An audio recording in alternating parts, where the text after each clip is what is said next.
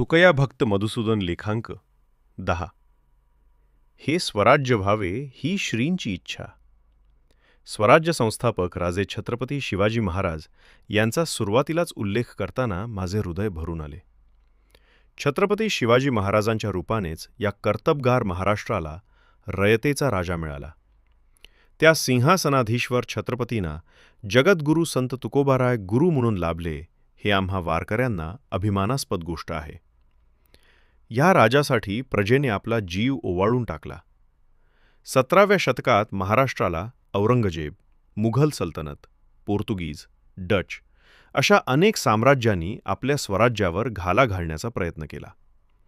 अशाच काळात छत्रपती शिवाजी महाराजांनी आपल्या जिजामातेच्या संस्कारातून पुत्रवत प्रजेचे पालन करणारा अद्वितीय योद्धा राजा हे ब्रिज साकार केले व या महाराष्ट्राला पराक्रमाने तेजोमय करून जगात आदर्श राजादी बिरुदावली म्हणून मिरविली. आणि याचे सर्व श्रेय जाते गुरु म्हणून जगद्गुरू तुकोबारायांच्याकडे. महाराष्ट्रात जगद्गुरू संत तुकाराम महाराज व छत्रपती शिवाजी महाराज हे भक्ती आणि शक्तीचे एक मूर्तिमंत उदाहरणच जणू. याच मध्ययुगीन काळात संत तुकाराम महाराज हे सामान्य माणसातील ईश्वरत्व जागे करून मानवी परिवर्तन घडवणारे, जगण्याचं तत्त्वज्ञान मांडणारे महान संत होते. अन्याय अत्याचाराच्या विरोधात लढा उभा करणाऱ्या या महान साधूने जातीय वर्णव्यवस्थेला छेद दिला. सर्वसमावेशक विचारांची जोपासना करत समतेचा मार्ग सांगितला. गुलामगिरीच्या विरोधात बंड पुकारून धर्मव्यवस्था बदलली. नवा वारकरी धर्म दिला आणि मानवी जीवनाच्या कल्याणाचा मार्ग प्रशस्त केला. वारकरी धर्माबद्दल आपली पराकाष्ठा करणाऱ्या संत तुकाराम महाराजांचा प्रभाव समस्त मानवजातीवर पडला. त्यामुळेच संत तुकोबारायांची ख्याती ऐकून छत्रपती शिवाजी महाराज आपल्या काही सवंगड्यांना घेऊन थेट देहू गावात येतात आणि तुकाराम महाराजांच्या कीर्तीला पाहून धन्य होतात.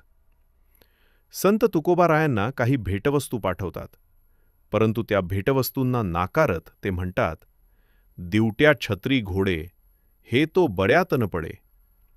आम्ही तेने सुखी म्हणा विठ्ठल विठ्ठल मुखी. तुमचे येर वित्त धन आम्हा मृतिके समान. या उपदेशामुळे छत्रपती शिवरायांना खरे संतत्व कळाले आणि तदनंतर छत्रपती शिवाजी महाराज हे तुकोबारायांचे शिष्य झाले. तुकोबारायांच्या चरणी शरण गेले. संत तुकाराम महाराजांच्या उपदेशावर प्रभावित होऊन छत्रपती शिवाजी महाराजांनी देहू पंचक्रोशीत तुकोबारायांची कीर्तने ऐकण्यास सुरुवात केली. उपदेशाचे धडे देत असताना संत तुकाराम महाराजांनी छत्रपती शिवाजी राजांना क्षात्रधर्म सांगितला.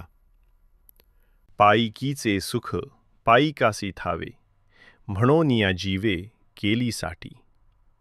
येता गोळ्या बाण साहिले भडीमार, वर्षता अपार वृष्टीवरी. स्वामी पुढे व्हावे पडता भांडण, मग त्या मंडण शोभा दावी. पायिकांनी सुख भोगिले अपार, शूर आणि धीर अंतर्बाही.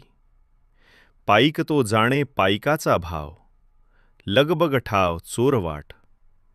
आपण राखोनी ठकावे आणिक, घ्यावे सकळीक हिरोनिया. तुका म्हणे ऐसे जयाचे पायिक, बळिया तो नाईक त्रैलोकीचा. इति संकलन व लेखन विजय दणाने.